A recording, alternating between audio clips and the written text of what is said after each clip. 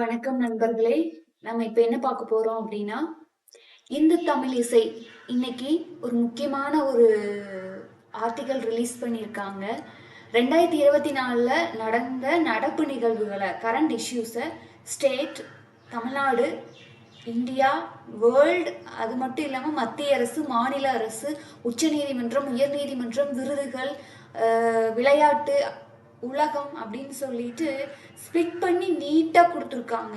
அதில் நமக்கு 2Aக்கு எதெல்லாம் இம்பார்ட்டண்ட்டோ அதை மட்டும் உங்களுக்கு ஒரு ப்ரீஃபாக நம்ம டிஸ்கஸ் பண்ணலாம். ஓகேங்களா? இதை நம்ம 2 வீடியோவும் மேக் பண்ணியிருக்கோம்.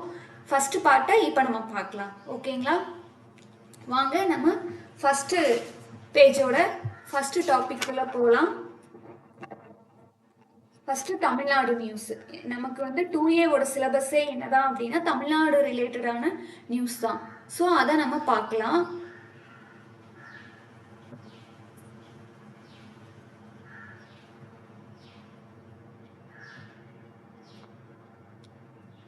பாருங்க, தமிழ்நாட்டில் மத்திய அரசு என்னென்ன பண்ணினாங்கிறத ஃபஸ்ட்டு டிஸ்கஸ் பண்ணியிருக்காங்க. அதுதான் மறக்க முடியுமா 2024 அப்படின்னு சொல்லியிருக்காங்க. டிடி பொதிகை என்ற பெயரில் வழங்கப்பட்டு வந்த தூர்தர்ஷன், அது நமக்கு தெரியும். டிடி பொதிகை அப்படின்னு தான் நம்ம சொல்லுவோம்.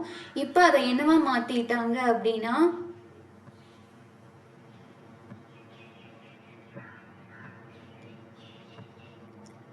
டிடி தமிழ்னு மாத்திட்டாங்க. என்னன்னு மாத்திட்டாங்க? டிடி தமிழ்னு மாத்திருக்காங்க.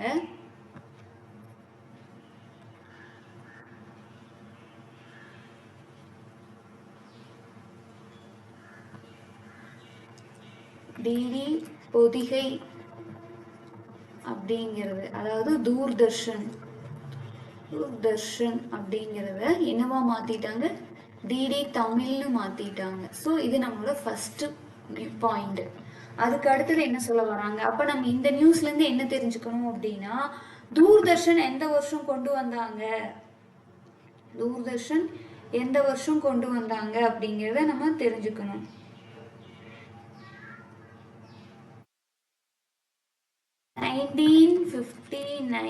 செப்டம்பர் 15 தூர்தர்ஷனை உருவாக்கியிருக்காங்க. அது ஒரு இந்தியாஸோட பப்ளிக் சர்வீஸ் டெலிவிஷன் ப்ராட்காஸ்டர். ஓகேங்களா? அதோட ஃபஸ்ட்டு எக்ஸ்பிரிமெண்டல் வந்து டெல்லியில் இருந்துச்சு. ஸ்மால் டிரான்ஸ்மிட்டர் ஸ்டுடியோ யூஸ் பண்ணி ஃபஸ்ட்டு ஹிந்தியில் தான் அதை வந்து இது பண்ணாங்க. தூர்தர்ஷன் அப்படிங்கிறது ஒரு ஹிந்தி வேர்டு. தூர்தர்ஷனா டெலிவிஷன் அப்படின்னு அர்த்தம். 1959 ஏற்படுத்தினாங்க. அதுக்கப்புறம் 1965 தான் டெய்லி டிரான்ஸ்மிஷன் வந்து நடந்துச்சு. ஓகேங்களா? 1972 தான் அதர் சிட்டிஸ்க்கெல்லாம் எக்ஸ்டெண்ட் பண்ணாங்க. அடுத்தது தூத்துக்குடி மாவட்டத்தில், நமக்கு ஆல்ரெடி தெரியும், தூத்துக்குடி மாவட்டத்தில் என்ன கொண்டு வர போகிறாங்க அப்படின்னா, குலசேகரப்பட்டினம்ங்கிற ஊரில் என்ன கொண்டு வராங்க? ஸ்மால் சேட்டிலைட் லான்ச் வெஹிக்கிள், இஸ்ரோவோட லான்ச்சிங் ஸ்டேஷன் கொண்டு வர போகிறாங்க. அப்போ இதுக்கு முன்னாடி இஸ்ரோவோட லான்ச் ஏரியா எது அப்படின்னா சதீஷ் தாவன், ஆந்திர பிரதேஷில் இருக்குது இல்லையா? ஆந்திரா பிரதேஷில் இருக்குது. அதுக்கு முன்னாடி குலசேகரப்பட்டினம் எந்த மாவட்டம் அப்படின்னு கேட்டால் நமக்கு என்னன்னு தெரியணும்? தூத்துக்குடி மாவட்டம். இப்போ ஏன் ஆல்ரெடி நமக்கு சதீஷ் தாவனே இருக்கு இல்லையா? சதீஷ் தாவன் எந்த வருஷம் வந்துச்சுன்னா 1971 இருக்கு. அப்படி இருக்கும்போது ஏன் செகண்ட் லான்ச்சிங் ஏரியாவை குலசேகரப்பட்டினத்தை செலக்ட் பண்ணாங்க அப்படின்னா, இந்த குலசேகரப்பட்டினமோட ஸ்பெஷல், அது ஈக்குவேட்டருக்கு பக்கத்தில் இருக்கு ஒன்று. அதனால, அதாவது பாருங்க, இந்த இடத்துல சதர்ன் மோஸ்ட்ல வருது, இந்தியாவோட சதர்ன் மோஸ்ட். அதனால ஃபியூயல் காஸ்ட் மிச்சமாகும். ஸ்மால் சேட்டலைட் லான்ச்சுக்காக தான் இதை நம்ம யூஸ் பண்ண போறோம். ஓகேங்களா? அப்ப இதுக்கு 2350 ஏக்கர்ஸ் லேண்டை செலக்ட் பண்ணியிருக்காங்க திருநெல்வேலியில, சரி தூத்துக்குடி மாவட்டத்தில் குலசேகரப்பட்டினம்ல. திருநெல்வேலி மாவட்டத்துக்கு பக்கத்து மாவட்டம். அப்போ இந்த செகண்ட் ஸ்பேசிங் ஸ்டேஷனை ஏன் குலசேகரப்பட்டினத்துக்கு கொண்டு வந்தாங்கன்னு கொஸ்டின் வந்துச்சுன்னா, ஸ்டேட்மெண்ட்ல இருந்துச்சுன்னா, அது ஃபியூல் காஸ்ட்டை மிச்சம் பண்ணுது அப்படின்னு சொல்லி நம்ம சொல்லணும். அப்போ இந்த ஸ்மால் சேட்டலைட்டை ஈஸியாக நம்மளோட லோ எர்த் ஆர்பிட்டுக்கு நம்ம என்ன பண்ணலாம், லான்ச் பண்ணலாம். அப்போ இந்த குலசேகரப்பட்டினம்க்கான ப்ராஜெக்ட் காஸ்ட் எவ்வளோ அப்படின்னா 286 கோடி. 286 கோடி. இதை நோட் பண்ணிக்கிங்க. அடுத்தது 3வது பாயிண்ட் பாருங்க. 3வது என்ன கரண்ட் இஷ்யூ கொடுத்துருக்காங்கன்னு நம்ம பார்க்கலாம். பாருங்க, தமிழ்நாட்டினுடைய முதலாவது விரைவு ஈநூலை கல்பாக்கத்தில் தொடங்கப்பட்டது. அதோட மீனிங் என்ன அப்படின்னா, இந்தியாலேயே, நாட் ஓன்லி தமிழ்நாடுங்க, இந்தியாலேயே ஃபாஸ்ட் பிரீடர் ரியாக்டர். இதை புரோட்டோடைப் ஃபாஸ்ட் பிரீடர் ரியாக்டர்னு சொல்லுவோம். இது எங்க செட் பண்ணிருக்காங்க, கல்பாக்கம்ல. அது மட்டும்தான் டேட்டால இருக்கு, நியூஸ் பேப்பர்ல இருக்கு இல்லையா. அப்போ இதோட எக்ஸ்ட்ரா டேட்டா என்னன்னா, இதோட கெப்பாசிட்டி 500 மெகாவாட். இதை யாரு கன்ஸ்ட்ரக்ட் பண்ணி ரன் பண்றா அப்படின்னா பாவினின்னு சென்ட்ரல் கவர்மெண்டோட பப்ளிக் என்டர்பிரைஸ். அதுக்கப்புறம் இந்த கல்பாக்கம்ல இது செட் பண்ணியிருக்காங்க இல்லைங்களா. அப்போ இதுதான் இந்தியாவிலேயே ஃபர்ஸ்ட் ஃபாஸ்ட் பிரீடர் ரியாக்டர். இது கேட்கலாம், இந்தியாவோட 3 ஸ்டேஜ் நியூக்ளியர் ப்ரோக்ராம்ல இது எத்தனாவது ஸ்டேஜ்னு கேட்குறாங்க. இது செகண்ட் ஸ்டேஜ். இது வந்து செகண்ட் ஸ்டேஜ்.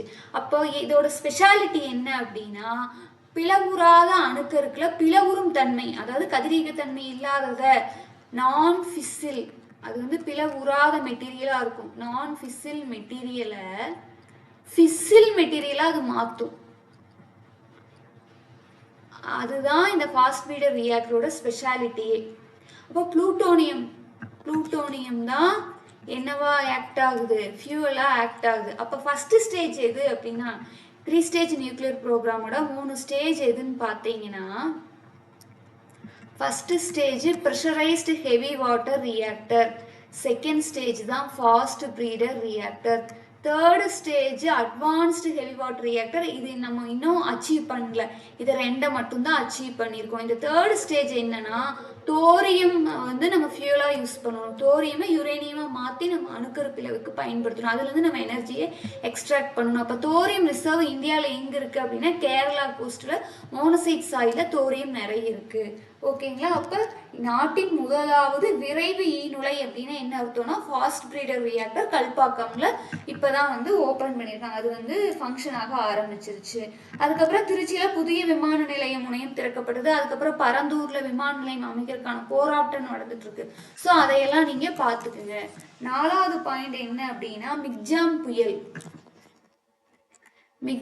புயல்.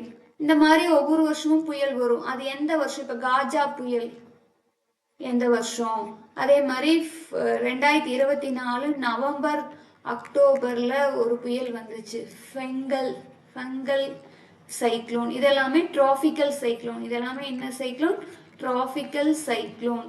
அப்போ கொஸ்டின் எப்படி கேட்பாங்கன்னா, எந்த வருஷம் எந்த புயல், இந்த புயலுக்கு யாரு பேர் வைக்கிறா, இந்த மிக்ஜாம்ங்கிறது எதை மீன் பண்ணுது, ஃபங்கல்ங்கிறது எதை மீன் பண்ணுதுங்கிற மாதிரி கொஸ்டின் கேட்பாங்க. அதுக்கப்புறம் ஏன் வந்து பே ஆஃப் பெங்கால்லேயே அதிகமான சைக்ளோன்ஸ் உருவாகுது, ஈஸ்ட் கோஸ்ட் தான் மோஸ்ட் ப்ரோனா இருக்கு, ஈஸ்ட் கோஸ்ட் தான் ப்ரோன் டு சைக்ளோன் ஹிட். அப்போ அது ஏன் அப்படிங்கிற மாதிரி கொஸ்டின் கேட்பாங்க. ஓகேங்களா. அடுத்தது தமிழ்நாட்டில் சைக்ளோன் சோன்ஸ் வந்து 5 இருக்கு. பாருங்க, தமிழ்நாட்டில் சைக்ளோன் சோன்ஸ் வந்து 5 இருக்கு. அது கேட்பாங்க, தமிழ்நாட்டில் எத்தனை சைக்ளோன் சோன்ஸ் இருக்குன்னா 5. 1 என்ன அப்படின்னா வெரி ஹை, அடுத்தது ஹை, மாடரேட், அடுத்தது லோ, அடுத்தது வெரி லோ. ஸோ இதை நோட் பண்ணிங்க. தமிழ்நாட்டில் 5 சைக்ளோன் ஜோன்ஸ் இருக்கு. அப்போ ஏன் வந்து பே ஆஃப் பெங்கால் அதிகமான சைக்ளோன்ஸ்னா, அரேபியன் சீ விட பே ஆஃப் பெங்கால் வந்து வார்மாக இருக்கும். ஸோ டிராபிக்கல் சைக்ளோன் உருவாருக்கான எல்லா கண்டிஷனும் பே ஆஃப் பெங்காலில் கண்டியூசிவாக இருக்கு. அதனால தான் அதிகமாக டிராபிக்கல் சைக்ளோன்ஸ் எங்கே உருவாகுது, பே ஆஃப் பெங்காலில் உருவாகுது. அடுத்தது பாருங்க, செம்மொழி தமிழ் ஆய்வு மையம், அதாவது சென்ட்ரல்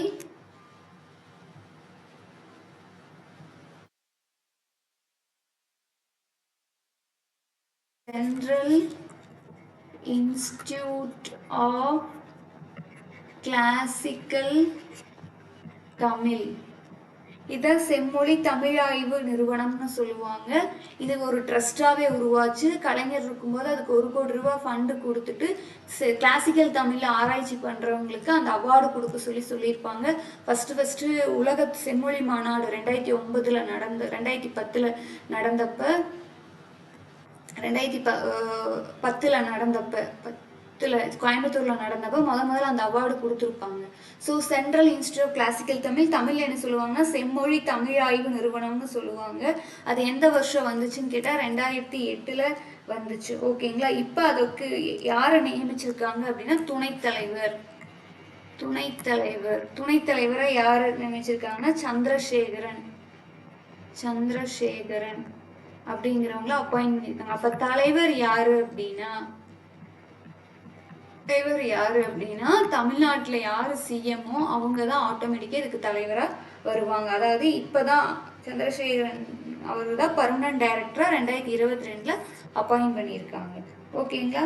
அடுத்தது தமிழ்நாடோட அட்வொகேட் ஜெனரலா அப்பாயிண்ட் பண்ணியிருக்காங்க. எந்த ஆர்டிகல் அட்வொகேட் ஜெனரல் பத்தி பேசுது அப்படின்னா article 165 talks about advocate general இல்லையா. அப்ப அட்டார்னி ஜெனரல் எதை பத்தி பேசுது? எந்த ஆர்டிகல்? அட்டார்னி ஜெனரல் எந்த ஆர்டிகல்?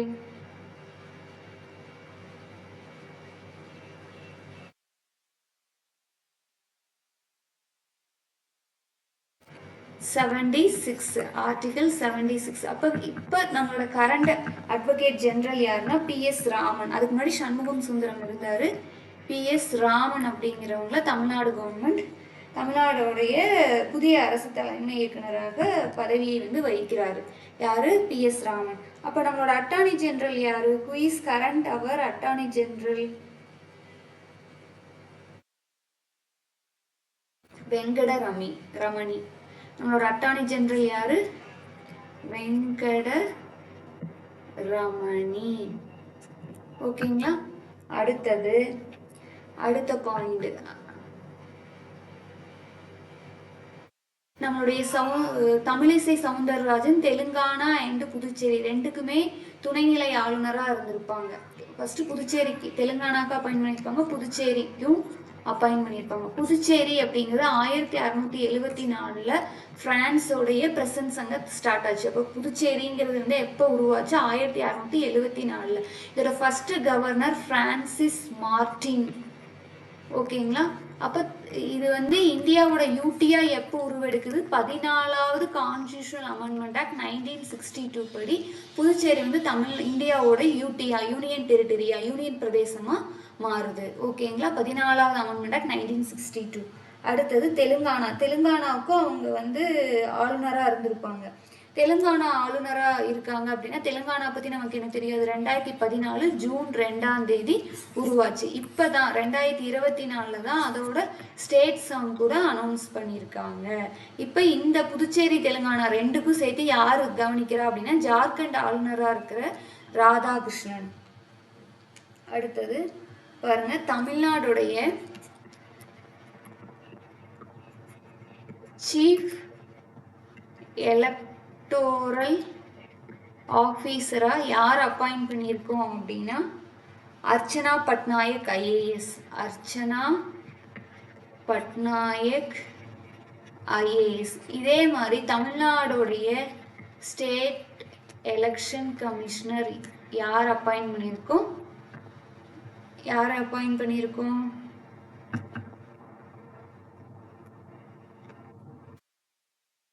ஜோதி அப்படிங்கிறவங்கள நம்ம அப்பாயிண்ட் பண்ணியிருக்கோம் இல்லைங்களா. அவங்களோட ஃபுல் நேம்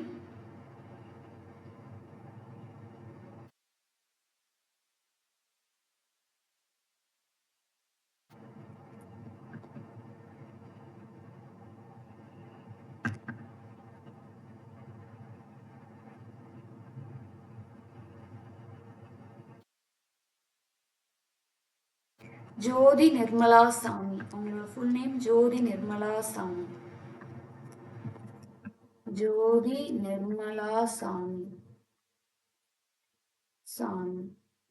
இது எந்த ஆர்டிகல்? ஸ்டேட் எலெக்ஷன் கமிஷனை பத்தி பேச ஆர்டிகல் 243K. அதே தமிழ்நாடு ஸ்டேட் ஃபினான்ஸ் கமிஷனை பத்தி பேசுற ஆர்டிகல் 243I. ஓகேங்களா? அடுத்தது பாருங்க, அடுத்தது என்ன ஃபேக்ட் கொடுத்துருக்காங்க அப்படின்னா, உலக முதலீட்டாளர்கள் மாநாடு சென்னையில நடந்துச்சு ஜனவரி 7, 8. அதை பத்தி கொஞ்சம் டீட்டெயில்டா பார்த்துக்குங்க. அது நமக்கு தமிழ்நாடு எக்கனாமிக் பார்ட்ல இருந்து அதுல இருந்து கொஸ்டின்ஸ் ரைஸ் ஆகலாம். அடுத்தது ஸ்டாலின் வந்து ஸ்பெயின் போனாரு. என்னென்ன கண்ட்ரிக்கெல்லாம் அவர் போனாருங்கிற மாதிரி ஆப்ஷன் கொடுக்கலாம். ஓகேங்களா? அவர் ஸ்பெயின் போயிருக்காரு, ஜப்பான் போயிருக்காரு, யூஎஸ் போயிருக்காரு, அதெல்லாம் பார்த்துக்கணும். அடுத்தது பள்ளியில 1ல இருந்து 12 வரைக்கும் தமிழ் வழி கல்வியில கவர்மெண்ட் அண்ட் கவர்மெண்ட் ஸ்கூல்ல படிச்ச தமிழ் மாணவர்களுக்கு தமிழ் புதல்வன்கிற திட்டத்தின் கீழே நிதி உதவி கொடுத்தோம். எப்ப கொடுத்தாங்க? First Coimbatore arts and science காலேஜ்ல தான் வந்து அவர் ஓபன் பண்ணாரு. பிப்ரவரி 19ஆம் தேதி அந்த ஸ்கீம் அனௌன்ஸ் பண்ணி 9/8/2024 கோயம்புத்தூர்ல தான் அந்த திட்டத்தை அவர் என்ன பண்ணாரு? லான்ச் பண்ணாரு. இந்த பட்ஜெட்ல அதுக்கு 360 கோடி ரூபாய் அலோகேட் பண்ணியிருக்காங்க. தமிழ் புதல்வன் திட்டம், தமிழ் புதல்வன் திட்டம். ஓகே, அடுத்தது பாருங்க, ஆளுநர் உரை படிக்க அவர் போயிருவாரா? அதை பத்தி கொடுத்துருக்காங்க. இப்ப நமக்கு இதுல என்ன தெரிஞ்சுக்கணும் அப்படின்னா, ஆளுநர் உரை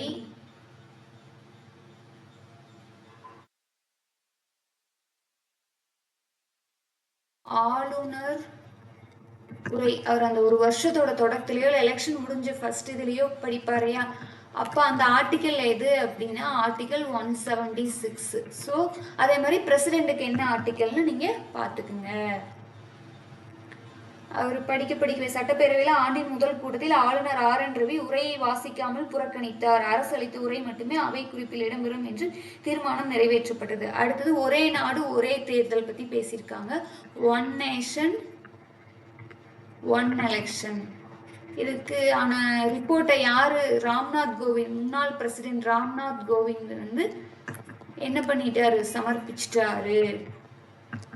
அடுத்தது ஆனா தமிழ்நாடு சட்டப்பேரவையில அதுக்கான திட்டம் மறுசீரமைப்புக்கு எதிராக 2 தனி தீர்மானங்கள் வந்து தமிழ்நாடு சட்டப்பேரவையில நிறைவேற்றப்பட்டது. அதுக்கப்புறம் இப்ப நம்மளோட பட்ஜெட்டை இன்ட்ரடியூஸ் பண்ணது தென்னரசு, தங்கம் தென்னரசு அப்படிங்கிறவரு. அதே மாதிரி அக்ரிகல்ச்சர் பட்ஜெட் வந்து ஃபர்ஸ்ட் 2021லயே கொண்டு வந்துட்டாங்க. அப்ப 2024ல வந்தது 4வது அக்ரிகல்ச்சர் பட்ஜெட். அப்ப ஆல்ரெடி கர்நாடகா, ஆந்திரா அக்ரிகல்ச்சருக்கு தனி பட்ஜெட் இன்ட்ரடியூஸ் பண்ணிட்டாங்க. அப்ப தமிழ்நாடு வந்து அக்ரிகல்ச்சருக்குன்னு தனி பட்ஜெட் கொடுத்த மாநிலத்துல 3வது மாநிலம்.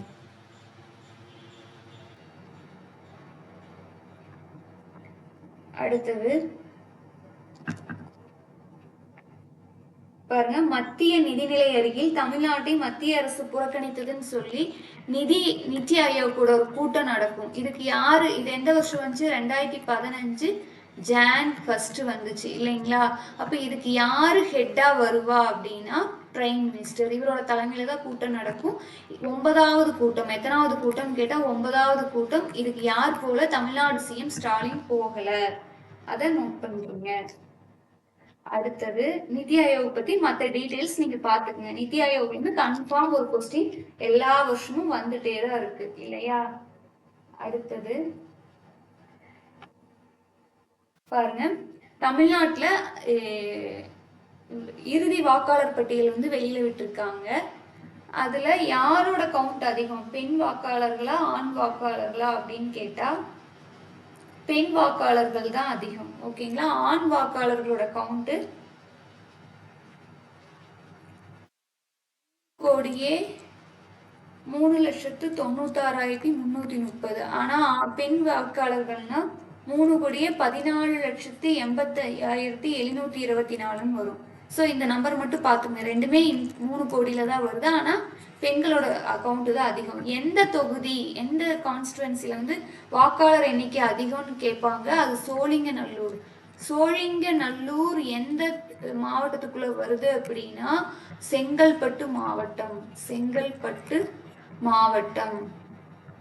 இதே எங்க வாக்காளர் எண்ணிக்கை கம்மி அப்படின்னு கேட்டாங்கன்னா நாகப்பட்டினம்ல கீழ்வேலூர் அப்படிங்கிற தொகுதியில வாக்காளர்களோட எண்ணிக்கை எப்படி இருக்கு, மிகவும் குறைவா இருக்கு. ஓகேங்களா. அடுத்து இப்ப நடந்த லோக்சபா எலெக்ஷன் வந்து 18th லோக்சபா எலெக்ஷன். அதுல அதிகமா நோட்டா எங்க தமிழ்நாட்டுல வந்துச்சு அப்படின்னு கேட்பாங்க, ஸ்ரீபெரும்புதூர். ஓகேங்களா. அதே மாதிரி சூரத் தான் எந்த போட்டியுமே இல்லாம அன்அப்போஸ்டா அவரு செலக்ட் ஆகிருப்பாரு, சூரத் கான்ஸ்டுவன்சி. ஸோ அது கேட்பாங்க, எந்த கான்ஸ்டுவன்சி அப்படின்னு சொல்லி கேட்பாங்க. அடுத்தது விலவங்கோடு இடைத்தேர்தலில் வந்து தாரகை கத்பட் அப்படிங்கிறவங்க செலக்ட் ஆகிருப்பாங்க. விலவங்கோடு அப்படிங்கிற தொகுதியில அவங்க காங்கிரஸ்ல இருந்திருப்பாங்க. விஜயதாரணி அவங்க ரிசைன் பண்ணிட்டு போயிடுவாங்க, அதாவது பிஜேபியில போய் ஜாயின் பண்ணிடுவாங்க. இப்போ தாரகை கத்பட் அப்படிங்கிறவங்க இடைத்தேர்தல் நின்று ஜெயிச்சிருவாங்க. அடுத்தது விக்கிரவாண்டி தொகுதிக்கு இடைத்தேர்தல் வரும். இது கூட கேட்கலாம், எந்தெந்த தமிழ்நாட்டில் எந்தெந்த கான்ஸ்டுவன்சில இடைத்தேர்தல் வந்துச்சு அப்படின்னு சொல்லி கேட்குறான். எம்எல்ஏ கான்ஸ்டுவன்சினா ஒன்று விலவங்கோடு, இன்னொன்று விக்கிரவாண்டி. விக்கிரவாண்டியில அன்னியூர் சிவா அப்படிங்கிற டிஎம்கே கேண்டிடேட் ஜெயிச்சிருவாங்க. அடுத்தது பாருங்க, ரொம்ப முக்கியமான கொஸ்டின். போன குரூப் 2 ப்ரிலிம்ஸுக்கு முன்னாடி குரூப் 2, அதாவது 2022 மே மந்த் நடந்த குரூப் 2 ப்ரிலிம்ஸ்ல நம்மள முருகேசன் கமிட்டி பத்தி கேட்டிருந்தாங்க. இது வந்து தமிழ்நாடு கவர்மெண்ட் அப்பாயிண்ட் பண்ண எஜுகேஷன், தமிழ்நாடுக்குன்னு செப்பரேட் ஸ்டேட் எஜுகேஷன் பாலிசி வேணும் அப்படிங்கறதுக்காக ஒரு 14 மெம்பர் குழுவை உருவாக்குனாங்க. அதை தான் அவங்க வந்து ரிப்போர்ட் சப்மிட் பண்ணிட்டாங்க. இப்போ முருகேசன்கிறது டெல்லி உயர் நீதிமன்றம், டெல்லி ஹைகோர்ட்டோட முன்னாள் நீதிபதி, தலைமை நீதிபதி. ஓகேங்களா. அதுக்கப்புறம் இனிமேல் 2025ல தமிழ்நாடு கவர்மெண்ட்ல பொறியியல் படிப்புல போய் கவுன்சிலிங் போறாங்கன்னா 2% ஸ்போர்ட்ஸ் கோட்டாக்குன்னு ஒதுக்க போறதா சொல்லிட்டாங்க. அடுத்தது தமிழ் புதல்வன் திட்டத்துக்கு 360 கோடி ரூபாய் இந்த பட்ஜெட்ல ஒதுக்குனாங்கிறத நம்ம பார்த்துட்டோம். அடுத்தது பாருங்க, இப்ப ரீசெண்டா தமிழ்நாட்டுல ராம்சார் சைட்ஸ் என்னென்ன ஆட் பண்ணாங்க 2024ல அப்படின்னு நம்ம பார்த்து வச்சுக்கணும். நிறைய சைட் இருக்கு. இதுல என்ன கொடுத்துருக்காங்க அப்படின்னா, நீலகிரியில லாங்வுட் சோலா அது ரொம்ப முக்கியம் நீலகிரியில. அதுக்கப்புறம் அரியலூர் மாவட்டத்துலதான் கரைவெட்டி அப்படிங்கிற பறவைகள் சரணாலயம்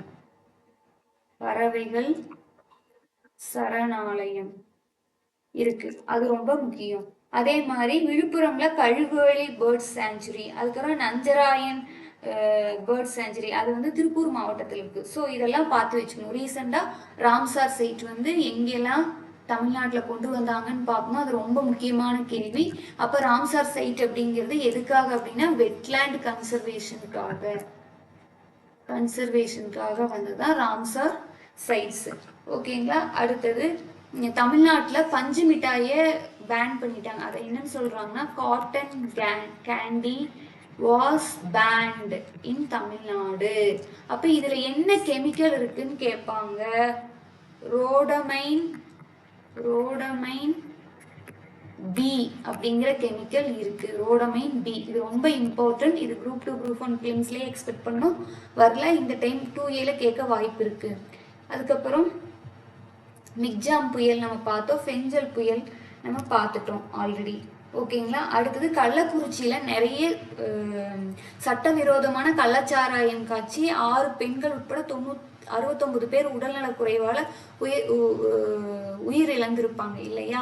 அதை வந்து ஹூச் ட்ராஜடின்னு சொல்லுவாங்க. அதுக்காக தமிழ்நாடு கவர்மெண்ட் ஒரு கமிட்டி போட்டாங்க, அதுதான் கோகுல் தாஸ் கமிட்டி.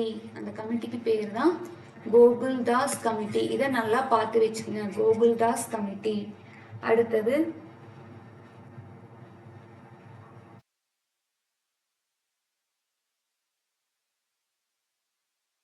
ராமநாதபுரம் ராமேஸ்வரம் ராமநாதபுரம் மாவட்டத்தில் இருக்கு. அங்க ஒரு கனமழை பெஞ்சிருக்குங்க. அது நமக்கு முக்கியம் இல்லை.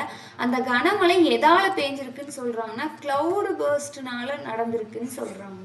ஸோ கிளவுடு பர்ஸ்ட் அப்படிங்கிறது ரொம்ப ரொம்ப முக்கியமான ஒரு விஷயம். அதனால அங்க 41 சென்டிமீட்டர் மழை பதிவாயிருக்கு அப்படின்னு சொல்லியிருக்காங்க. அப்ப கிளவுடு பர்ஸ்ட்னா என்ன, எதனால அது நடக்குது அப்படிங்கிறது நமக்கு தெரியணும். அதாவது ஒரு sudden heavy rainfall even that occurs over small area. அதாவது சின்ன ஒரு ஷார்ட் டைம்ல சின்ன ஏரியால ஒரு சடன் ஹெவி ரெயின்ஃபால் இருக்குது அப்படின்னா அதுதான் கிளவுட் பர்ஸ்ட்னால தான் அந்த ரெயின்ஃபால் நடக்குது அப்படின்னு சொல்றாங்க. அப்ப அதனால வர இஷ்யூஸ் என்ன அப்படின்னா அது ரொம்ப லோக்கலைஸ்டு ஒன் கிளவுட் பர்ஸ்ட்ங்கிறது. ஏன்னா ஷார்ட் ஏரியாவில் ஷார்ட் டைமில் ரொம்ப இன்டென்ஸ் ரெயின்ஃபால் ஆக்டிவிட்டி நடக்குது. அதில் இப்போ 41 சென்டிமீட்டர் ராமேஸ்வரமில் பதிவாயிருக்குன்னு சொல்கிறாங்க. மினிமம் 5 சென்டிமீட்டர்லேருந்தே ஒரு ஹாஃப் அன் ஹவரில் 5 சென்டிமீட்டர் ரெயின்ஃபால் பேஞ்சிருச்சு அப்படின்னாலே அது கிளவுட் பர்ஸ்ட்னால வந்த ரெயின்ஃபால் தான் அப்படின்னு சொல்கிறாங்க. அது எப்போ வரும்னா அந்த மான்சூன் மந்தில் மோஸ்ட் ஆஃப் திஸ் இந்த கிளவுட் பர்ஸ்ட் எங்கே நடக்குது அப்படின்னா ஹிமாலயன் ஸ்டேட்ஸில் தான் நடக்குது அப்படின்னு சொல்கிறாங்க. ஓகேங்களா. இந்த கிளவுட் பர்ஸ்ட்னால அதிகமாக மழை பெய்ந்து ஆட்டோமேட்டிக்காக என்ன நடக்கும், ஃப்ளட்டு வரும் அப்படிங்கிற ஒரு பயம் இருக்குது. அடுத்தது காவேரி. கர்நாடகத்தில் கடும் வறட்சினால தமிழ்நாட்டுக்கு 3 டிஎம்சி தண்ணீர் நாங்கள் வழங்க மாட்டோம் அப்படிங்கிற மாதிரி சொல்லியிருக்காங்க. டெல்லியில் நடைபெற்ற காவேரி மேலாண்மை ஆணைய கூட்டத்தில் கர்நாடக அரசு தெரிவித்தது. அப்போ காவேரி வாட்டர் மேனேஜ்மெண்ட் கமிட்டி எந்த வருஷம் வந்துச்சுன்னு நம்ம பார்க்கணும்.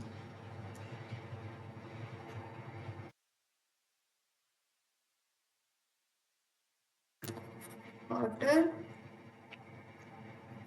மேனேஜ்மெண்ட் அத்தாரிட்டி, காவேரி வாட்டருடைய காவேரி மேலாண்மை ஆணைய கூட்டம். அது டெல்லியில போயிட்டு கர்நாடகா கவர்மெண்ட் சொல்லியிருக்காங்க. இது 2018 வந்துச்சு. காவேரி வாட்டர் டிஸ்பியூட் ட்ரிபியூனல் எந்த வருஷம் வந்துச்சுன்னா 1990 வந்துச்சு. அடுத்தது பாருங்க, அது நம்ம ஆல்ரெடி பார்த்துட்டோம். மாநில தேர்தல் ஆணையரா ஜோதி நிர்மலா சாமி அப்படிங்கிறவங்கள நிர்வகிச்சிருக்காங்க. அதே மாதிரி தெலுங்கானா ஆளுநராகவும் புதுச்சேரி துணைநிலை ஆளுநராகவும் இருந்த தமிழிசை சவுந்தரராஜன் அவங்க ரிசைன் பண்ணதுனால சிபி ராதாகிருஷ்ணன் ஜார்க்கண்ட் மாநிலத்துக்கும் கவர்னரா இருப்பாரு. இவர் கூடுதல் பொறுப்பு வகிக்கிறார். அப்ப ஜார்க்கண்ட் மாநிலத்துக்கு கவர்னரா யார் இருக்கா அப்படின்னா சிபி ராதாகிருஷ்ணன். அப்போ ஆர்டிகல் 153 தான் கவர்னரோட தேர் ஷால் பி த கவர்னர்னு சொல்லுது. ஒரே கவர்னரே 2-3 ஸ்டேட்டுக்கு கவர்னரா இருக்கலாம்னு சொல்ற ஆக்ட் எது அப்படின்னா ஸ்டேட் ரீஆர்கனைசேஷன் ஆக்ட்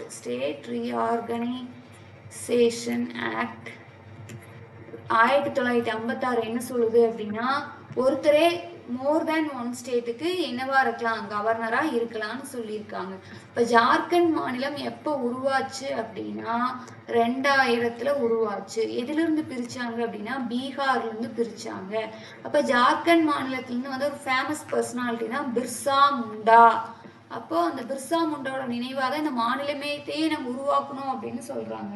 அப்ப அந்த பிர்சா முண்டாவோட பர்த்டே தான் நம்ம ட்ரைபல் டேவா நம்ம செலிப்ரேட் பண்றோம்.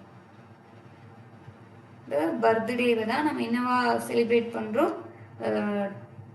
நவம்பர் 15 முண்டாவோட பர்த்டே ஜஞ்சரியா கௌரவ் திவாஸ், அதாவது ட்ரைப்ஸோட டேவா செலிப்ரேட் பண்றோம். ஓகேங்களா. அது எந்த டே 2021 இருந்து அதை செலிப்ரேட் பண்ணிட்டு இருக்கோம். நவம்பர் 15 பிர்சா முண்டாவோட பர்த்டேவை நம்ம என்னவா செலிப்ரேட் பண்றோம், நேஷனல் ட்ரைபல் டே இல்ல ஜஞ்சரியா கௌரவ் திவாஸ் அப்படின்னு நம்ம செலிப்ரேட் பண்றோம். இவரு ஜார்க்கண்ட் மாநிலத்துல இருந்து வந்தவர் தான். அடுத்தது தமிழ்நாடு ஸ்டேட்டோட ஹியூமன் ரைட்ஸ் கமிஷனுக்கு சேர்பர்சன் அப்பாயிண்ட் பண்ணியிருக்காங்க. First Tamil Nadu state human rights commission எந்த வருஷம் வந்துச்சு அப்படின்னா 1997 ஏப்ரல் 17 வந்துச்சு. அப்ப நேஷனல் ஹியூமன் ரைட்ஸ் கமிஷன் எப்ப வந்துச்சு,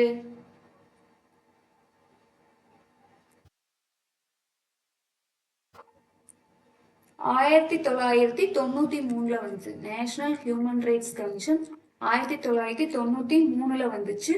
அக்டோபர் 12 கான்ஸ்டியூட் பண்ணியிருப்பாங்க. இதோட சேர்பர்சன் யாரு? நேஷனல் ஹியூமன் ரைட்ஸ் கமிஷனோட chairperson justice V Ramasubramanian. Justice V Ramasubramanian. அப்ப தமிழ்நாடு ஸ்டேட் ஹியூமன் ரைட்ஸ் கமிஷனோட சேர்பர்சனா யார் அப்பாயிண்ட் பண்ணியிருக்காங்கன்னா கேரளாவோட உயர்நீதிமன்ற முன்னாள் தலைமை நீதிபதி எஸ் மணிக்குமார். அதாவது எஸ் மணிக்குமார் அப்படிங்கிறவரை, எஸ் மணிக்குமார் தான் தமிழ்நாடு ஸ்டேட்டோட ஹியூமன் ரைட்ஸ் கமிஷன் அப்பாயிண்ட் பண்ணியிருக்காங்க. அந்த மணிக்குமார் வந்து கேரளா ஹைகோர்ட்டோட முன்னாள் தலைமை நீதிபதி, ex chief justice of Kerala high court. ஓகேங்களா? அடுத்தது பாருங்க, மத்திய அரசுடைய 3 குற்றவியல் சட்டங்கள் எப்ப இருந்து நடைமுறைக்கு வந்து 2024 ஜூலை 1ஆம் தேதியிலிருந்து. ஸோ அதை வந்து தமிழ்நாடு கவர்மெண்ட் எதிர்க்கிறாங்க இல்லைங்களா? அதுக்கு என்னென்ன காரணங்கிறத பார்த்து வச்சுக்கோங்க. அதை ஆய்வு பண்றதுக்கு, அதை தமக்கு தகுந்த மாதிரி அதை மாற்றி அமைக்கிறதுக்கு, இப்போ எப்படி நம்மளுடைய நேஷனல் எஜுகேஷன் பாலிசி நாங்கள் ஃபாலோ பண்ண மாட்டோம், எங்களுக்குன்னு ஒரு எங்கள் ஸ்டேட்டுக்கு தகுந்த மாதிரியான ரூல்ஸ் எங்களுக்கு வேணும், எங்களுக்கான சிலபஸ் ஸ்ட்ரக்சர் வேணும்னு இருக்காங்க இல்லையா? அதே மாதிரி ஐபிசி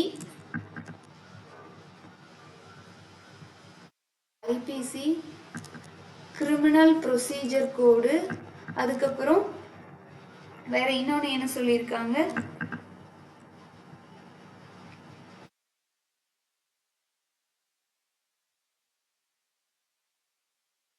சிபிசி, அதாவது இந்தியன் எவிடன்ஸ் ஆக்ட் இல்லைங்களா? Indian penal code. ஐபிசிங்கிறது இந்தியன் பீனல் கோடு.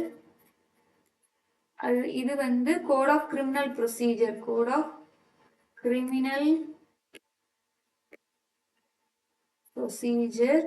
அடுத்தது Indian evidence act, Indian evidence act. இது 1, இது 2, இது 3.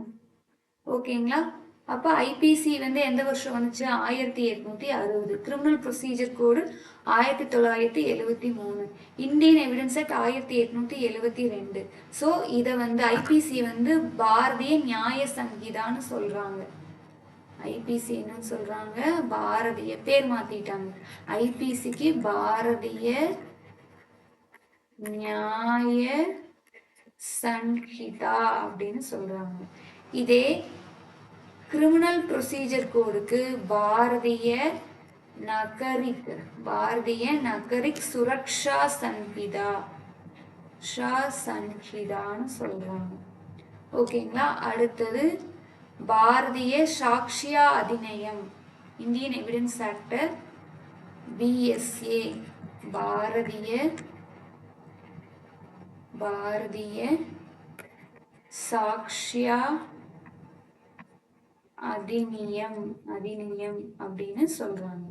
ஓகேங்களா? இது எப்ப நடைமுறைக்கு வந்துச்சுன்னு கேட்பாங்க. ஜூலை 1, 2024. ஓகேவா? அடுத்தது இதை தமிழ்நாடு கவர்மெண்ட் ஒருத்தங்களோட தலைமையில இதை ஆய்வு பண்றப்போ அதுல தமிழ்நாட்டுக்கு அந்த மாதிரி திருத்தங்கள் கொண்டு வரக்கும் ஒரு கமிட்டி போட்டிருக்காங்க. அந்த கமிட்டி பேர் தான் சத்யநாராயணன் கமிட்டி. இது ரொம்ப முக்கியம், இதை நோட் பண்ணிக்கோங்க. ஓகே, அடுத்த பாயிண்ட், சுதந்திர தின விழாவில் நம்மளோட இண்டிபெண்டன்ஸ் டே அப்ப ஆகஸ்ட் 15 தமிழ்நாடு கவர்மெண்ட் யாருக்கெல்லாம் என்னென்ன விருது கொடுத்தாங்கிறத நம்ம பார்த்து வச்சுக்கணும். ஓகேங்களா? அதில் முக்கியமானதை வந்து நியூஸ் பேப்பர்ல என்ன கொடுத்துருக்காங்க, ஆகஸ்ட் 15, 2024. அதே மாதிரி ரிபப்ளிக் டே அப்பவும் விருது கொடுப்பாங்க. இது ரெண்டையும் நம்ம பார்த்து வச்சுக்கணும். ஏன்னா இது நம்ம எக்ஸாம் எழுதுறதுக்கு முன்னாடியே வந்துடுது. இது வந்து ஓல்டு, அதனால இதை தான் நம்ம பார்த்து ஆகணும். அப்போ தகைசால் தமிழர் விருது யாரு கொடுத்தாங்க அப்படின்னா குமரி ஆனந்தன். ஏபிஜே அப்துல் கலாம் அவார்டு யாரு கொடுத்துருக்காங்க அப்படின்னா சந்திரயான் 3யோட திட்டக்குழு இயக்குனர் வீரமுத்துவேலுக்கு கொடுத்துருக்காங்க இல்லையா, சந்திரயான் 3.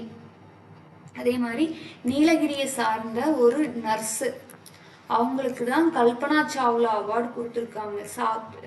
அதாவது வயநாடு லேண்ட்ஸ்லைட் அப்போ அவங்களோட உயிரையும் பொருட்படுத்தாமல் நிறைய சாகசங்களை அவங்க பண்ணியிருப்பாங்க. அதனால சபீனா அப்படிங்கிறவங்களுக்கு, சபீனா அப்படிங்கிற நர்ஸுக்கு, அந்த நர்ஸு பேர் சபீனா, நீலகிரி மாவட்டம், அவங்களுக்கு என்ன கொடுத்துருக்காங்க, கல்பனா சாவ்லா அவார்டு கொடுத்துருக்காங்க.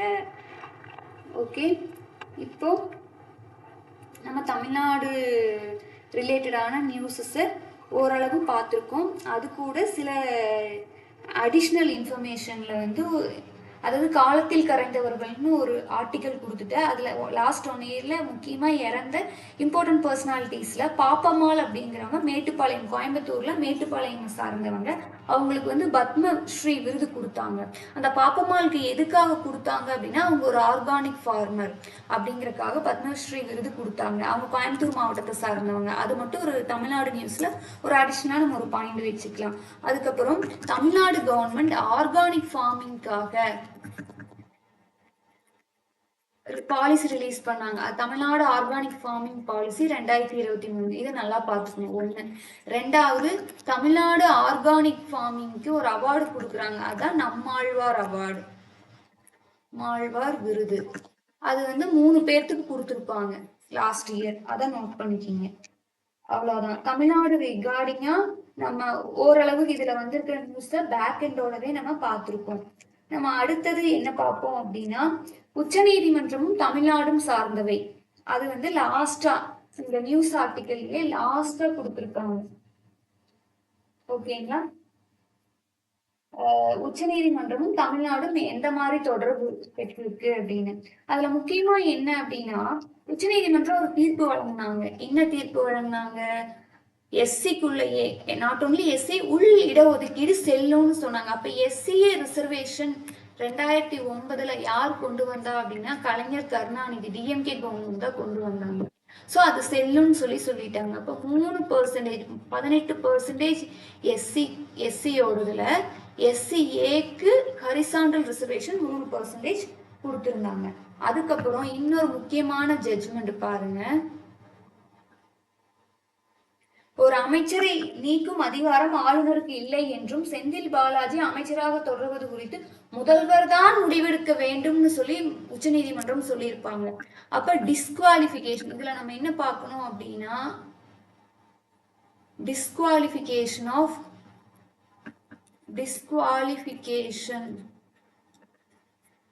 Of minister.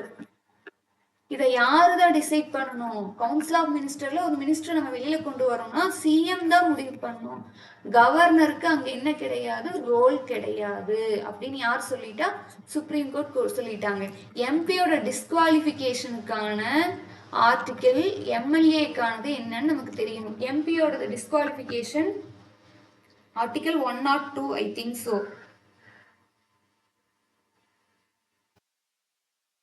Disqualification article 102, article 102 இது வந்து எம்பிக்கு, ஆர்டிகல் 191 எம்எல்ஏக்கு,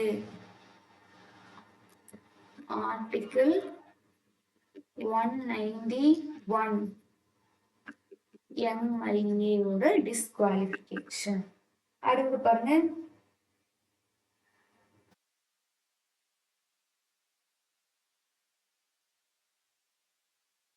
ஸ்டெர்லைட் ஆலையை வந்து மீண்டும் திறக்கக்கூடாதுன்னு சொல்லி அது வழக்கு தள்ளுபடி பண்ணிட்டாங்க.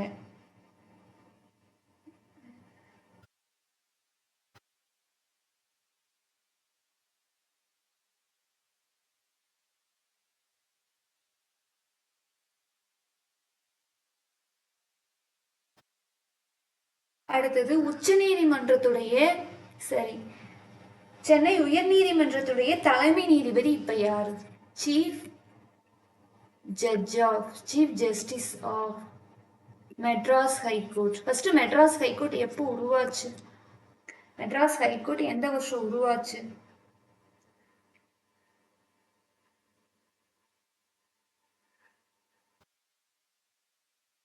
1862 இல்லைங்களா? அப்போ it was one of the 4 charter high courts established in India by Queen Victoria. இப்போ மெட்ராஸ் ஹைகோர்ட் தமிழ்நாடோட ஹையஸ்ட் ஹைகோர்ட், பாண்டிச்சேரிக்கும் தமிழ்நாட்டுக்கும் சேர்ந்த ஒரே ஹைகோர்ட். 1862. இந்தியன் ஹைகோர்ட்ஸ் ஆக்ட் எந்த வருஷம் வந்துச்சு? இந்தியன்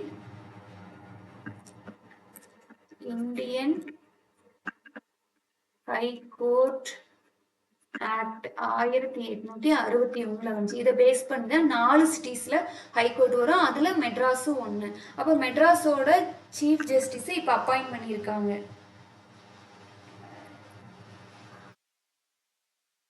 யாரு அப்படின்னா அதுதான் அவங்க சொல்லியிருக்காங்க, KR ஸ்ரீராம்.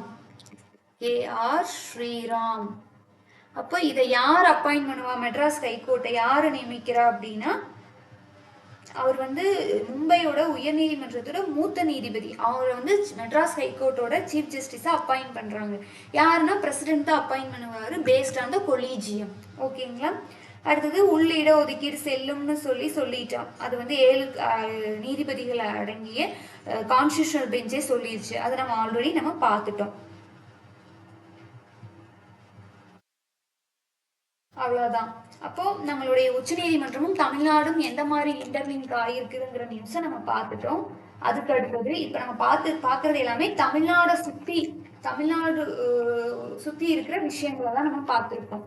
அடுத்தது பாருங்க, இப்ப வந்து நம்ம சுப்ரீம் கோர்ட்டுக்கு தமிழ்நாட்டுக்கு இருக்கிற லிங்க் பார்த்தோம். அடுத்தது ஹைகோர்ட், மெட்ராஸ் ஹைகோர்ட் நிறைய தீர்ப்பு வழங்கியிருக்காங்க. அதெல்லாம் நமக்கு எக்ஸாமுக்கு இம்பார்ட்டன்ட் கிடையாது. மெட்ராஸ் ஹைகோர்ட் எந்த வருஷம் வந்துச்சு, அது எந்த ஆக்ட் கீழே வந்துச்சு அப்படிங்கிறது முக்கியம். அடுத்தது பசுமை தீர்ப்பாயம் அப்படிங்கிறது சிலந்தி ஆற்றின் குறுக்கே தடுப்பணை கட்டுவதற்கு கேரளா அரசு உரிய அனுமதி பெறவில்லை அப்படின்னு சொல்லியிருக்காங்க. அப்போ அது கேரளாங்கிறது நம்மளோட நைபரிங் ஸ்டேட் இல்லைங்களா? அப்போ அதை நம்ம பார்க்கணும். அதை வந்து யார் சொல்லியிருக்கா அப்படின்னா மெட்ராஸ் ஹைகோர்ட் தான் சொல்லியிருக்காங்க. சரி, கிரீன் ட்ரிபியூனல் சொல்லியிருக்காங்க. அப்போ பசுமை தீர்ப்பாயம் அது எந்த வருஷம் வந்துச்சு நம்ம பார்க்கணும்.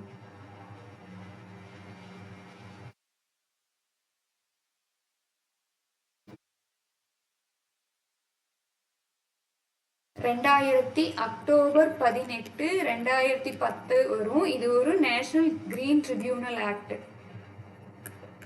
Green tribunal act 2010. அப்ப இது ஒரு ஸ்டாச்சுட்டரி பாடி. அவ்வளவுதாங்க. இது வந்து சிலந்தி ஆற்றின் குறுக்கே கேரளா கவர்மெண்ட் வந்து பர்மிஷன் வாங்கலன்னு சொல்லிட்டாங்க. அவ்வளவுதான்.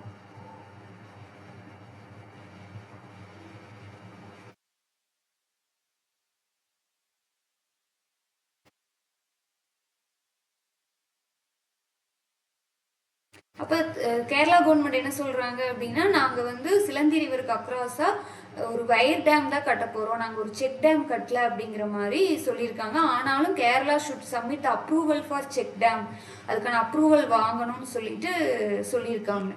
ஓகேங்களா?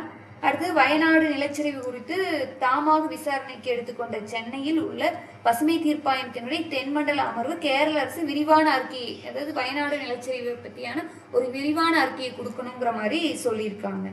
அவ்வளவுதாங்க. இப்போ உயர்நீதிமன்றம் எந்த வருஷம் வந்துச்சு, அதே மாதிரி உயர்நீதிமன்றத்தில் நம்ம எந்த மாதிரி பாயிண்ட் ஆஃப் வியூல பார்க்கணும்னா, இந்தியாவில் இருக்கக்கூடிய முக்கியமான ஹைகோர்ட்ஸ் அது எல்லா ஹைகோர்ட்ஸும் எந்தெந்த வருஷம் வந்துச்சு, எந்தெந்த ஸ்டேட்டு அந்த. இப்போ ஃபார் எக்ஸாம்பிள் மெட்ராஸ் ஹைகோர்ட்னா பாண்டிச்சேரிக்கும் தமிழ்நாடுக்கும், கல்கட்டா அப்படின்னா எது, மும்பைனா எது, அது இப்போ கல்கட்டா ஹைகோர்ட்ல தான் அந்தமான் அண்ட் நிக்கோபரோடது வரும், லக்ஷதீப் வந்து கேரளா ஹைகோர்ட்டோடது வரும். அதே மாதிரி டாமன் டையூ தாத்ரா நகர் ஹவேலியில மும்பை ஹைகோர்ட்டுக்குள்ள வந்துடும். ஸோ அந்த எந்த ஜூரிஸ்டிக்ஷனுக்குள்ள யூனியன் டெரிட்டரிஸ் வராங்க, ஒரே ஒரு யூடிக்கு மட்டும்தான் அதுக்குன்னே ஓனா ஹைகோர்ட் இருக்கு, டெல்லி இல்லைங்களா? அதே வந்து பஞ்சாப் ஹரியானா ஹைகோர்ட்டை தான் வந்து சண்டிகர் ஷேர் பண்ணுது, அந்த ஜூரிஸ்டிக்ஷனுக்குள்ள தான் வருது. அதை நல்லா பார்த்துக்குங்க. ஸோ இந்த வீடியோவில் நம்ம தமிழ்நாடு கரண்ட் அஃபேர்ஸ் அந்த ஆர்டிக்கலில் கொடுத்ததெல்லாம் கவர் பண்ணியிருக்கோம். பார்ட் 2ல இந்தியா, அதுக்கப்புறம் முக்கியமான அவார்ட்ஸ் அதெல்லாமே நம்ம பார்க்கலாம். ஓகே, தேங்க்யூ ஃப்ரெண்ட்ஸ், கீப் வாட்சிங்.